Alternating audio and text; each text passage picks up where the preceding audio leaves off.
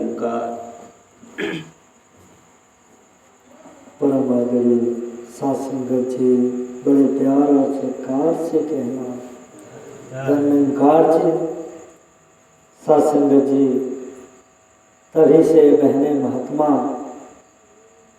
चाहे वो माध्यम गीत का रहा, चाहे विचार का रहा, सारे दुनिया के लोगों को ये पैगाम दे रहे थे, सारे दुनिया के लोगों को बताने का प्रयास कर रहे थे कि भाई, जिसको साहब कबीर जी ने कहा है कि मनुष्य जन्म अति दुर्लभ मिलत न बारंबार, कि भाई ये मनुष्य का जीवन तुझे मिला है तो ये बार बार तो नहीं मिलने वाला।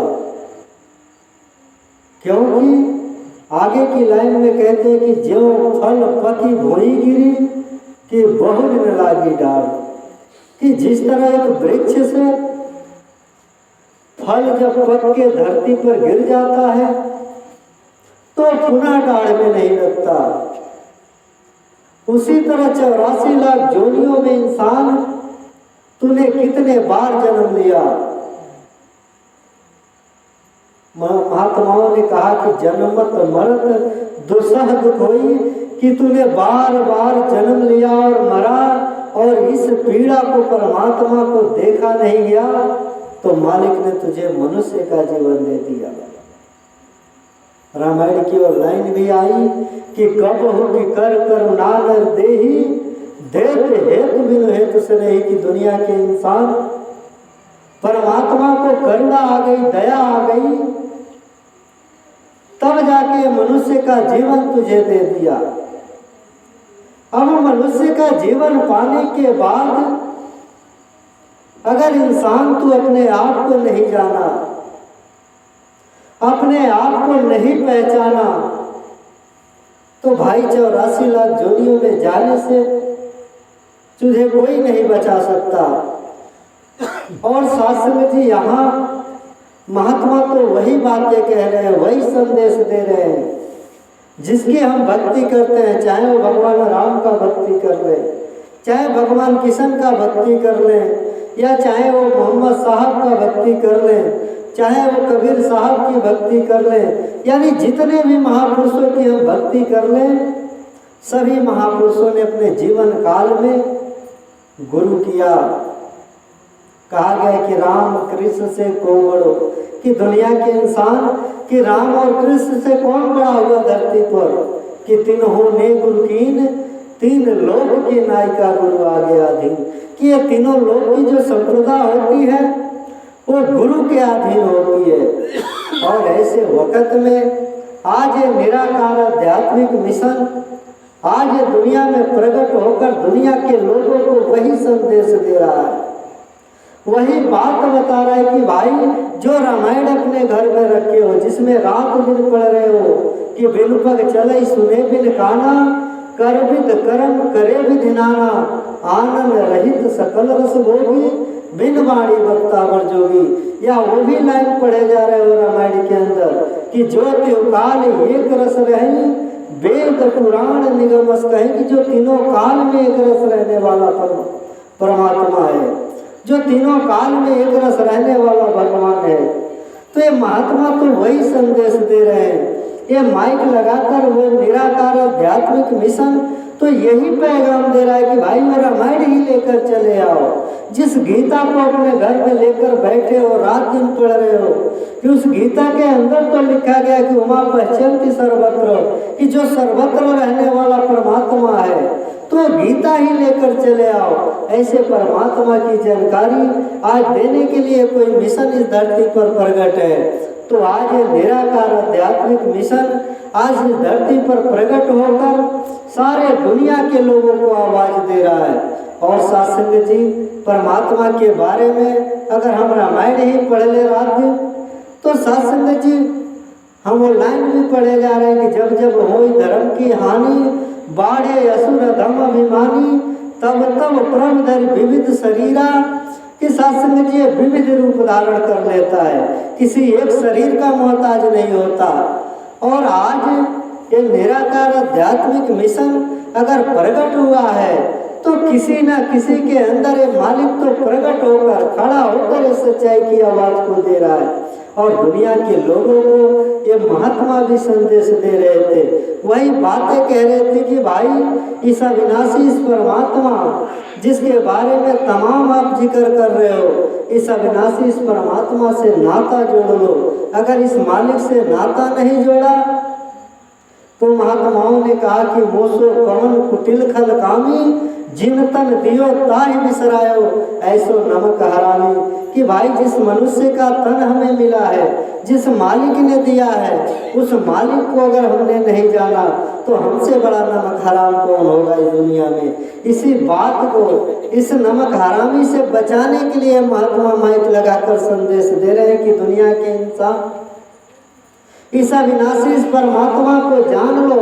नहीं तो सहसा बाबा अवतार सिंह जी महाराज ने वो अवतार वाणी में ही के लाइन में भी कहा कि अविनाशी घर को नहीं जाना तो जन्म अमोलक जाए हार।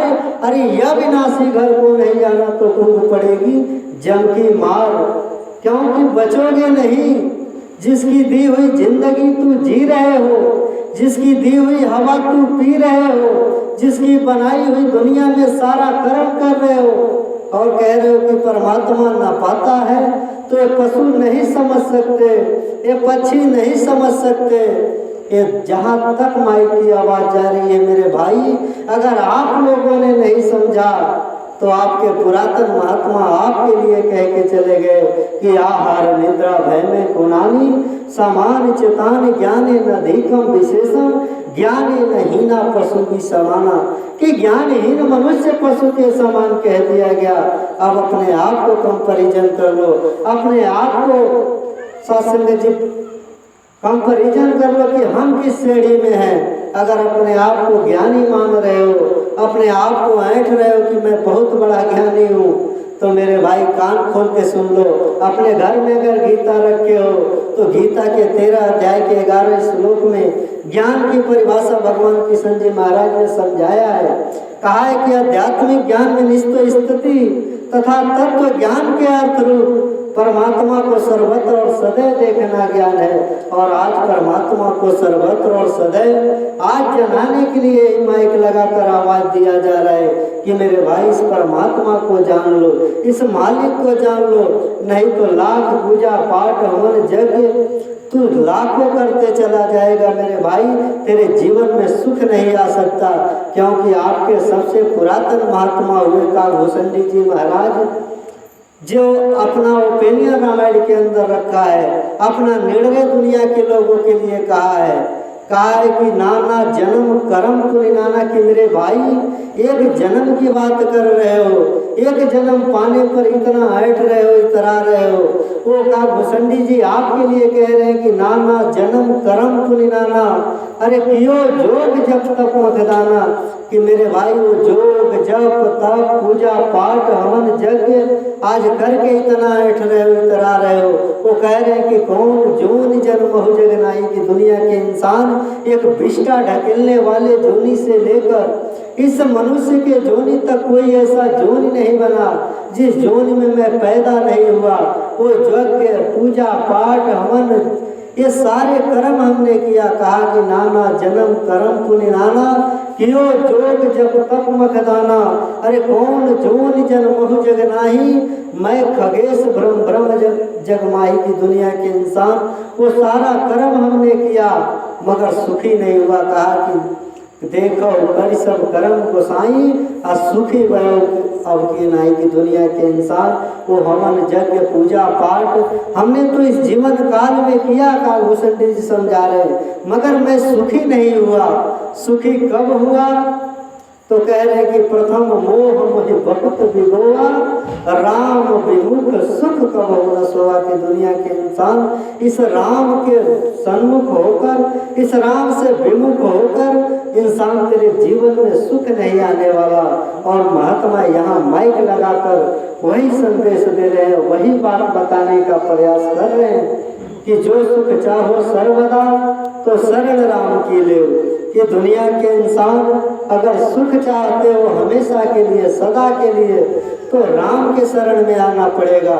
और राम कैसे मिलेगा तो आप रामायण रात दिन पढ़ रहे हो, उसी रामायण में लिखा गया कि राम भगत के वही अधिकारी जिनको सत्संगत प्यारी, कि राम के भक्ति का अधिकारी कोई दुनिया में है तो जिसको सत्संग से प्यार हो जाता है। और यहाँ गोस्वामी तुलसीदास जी महाराज ने और लाइन भी लिखी कि बड़े भाग्य पाए हो सत्संगा, बिन ही प्रयास होए वो भंगा, कि अगर इंसान बगैर प्रयास के भवसागर से पार करना चाहते हो तो सत्संग में आना पड़ेगा, और सत्संग में जब आओगे तब इस मालिक का दीदार होगा। अन्यथा कहा भी गया है सत्संग जो सुख नहीं मिलने वाला। भगवान राम जी उत्तरकांड 43 नंबर दुआ में कह रहे हैं कि भक्ति स्वतंत्र सकल सुख खानी, बिन सत्संग न पावई प्राणी। की दुनिया के इंसान भक्ति तो स्वतंत्र है, सारे सुखों की खान है, मगर बेगर सत्संग के इसे प्राप्त नहीं किया जा सकता और पाया नहीं जा सकता। उसी संदेश को ये महात्मा दे रहे हैं कि भाई आज सत्संग लगाकर आवाज दे रहे हैं कि भाई आ जाओ, समय के रहते इस मालिक की पहचान कर ले।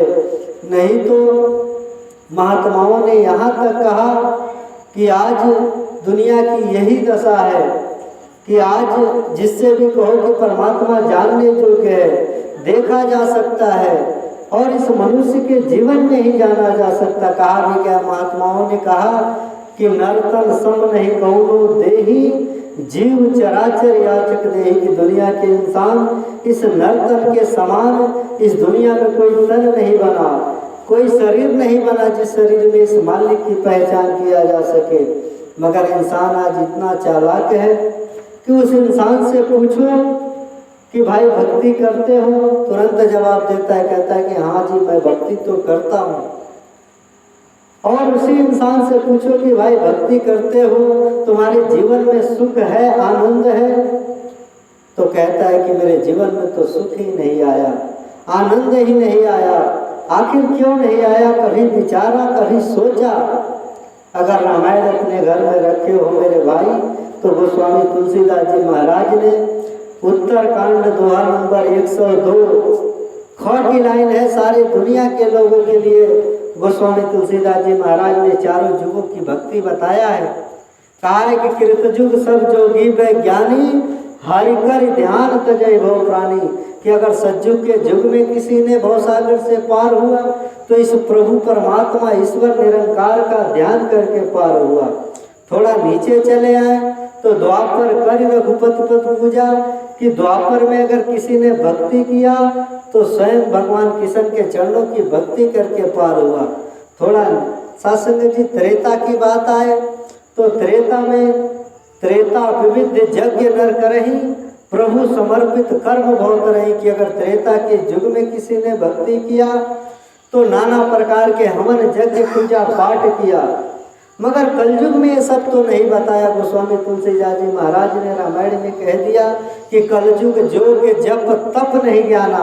कि दुनिया के इंसान कलयुग में न जोग है, न जप है, न तप है, न ज्ञान की बात है। कहा कि कलयुग जोग जप तप नहीं ज्ञाना, एक आधार राम गुण गाना। कि एक आधार इस राम का ले लेगा। और राम यहाँ सत्संग जी कैसे मिलेगा? तो आज सतगुरु इस दुनिया में जब आता है तो अपने आप की पहचान करा देता है, इस मालिक से नाता जोड़ देता है। और मालिक का कब जाना जाएगा? तो कबीर साहब ने यहाँ तक कहा कि वस्तु कहीं और ढूंढत कहीं और, कहे विधि आवे हाथ, कहे कबीर जब पाइए जब भेद ही लीजिए साथ। कि जब इसके जानने वाले के पास जाना पड़ेगा। और ऐसे वक्त में आज निराकार आध्यात्मिक मिशन आज इस धरती पर प्रकट होकर दुनिया के लोगों को ये आवाज़ दे रहा है कि भाई अब न संभला तो रोना पड़ेगा, नर्क में गर्क होना पड़ेगा। तेरा ऐसा बुरा हाल होगा जो बताने के काबिल नहीं है। तेरा हर श्वास अनमोल मोती जो गंवाने के काबिल नहीं है। कि इंसान तेरा ये श्वास की पूंजी मिली है तो इस मालिक से नाता जोड़ ले। और इस मालिक से नाता जब जोड़ लेगा तभी तेरे जीवन में सुख और आनंद आएंगे। और सत्संग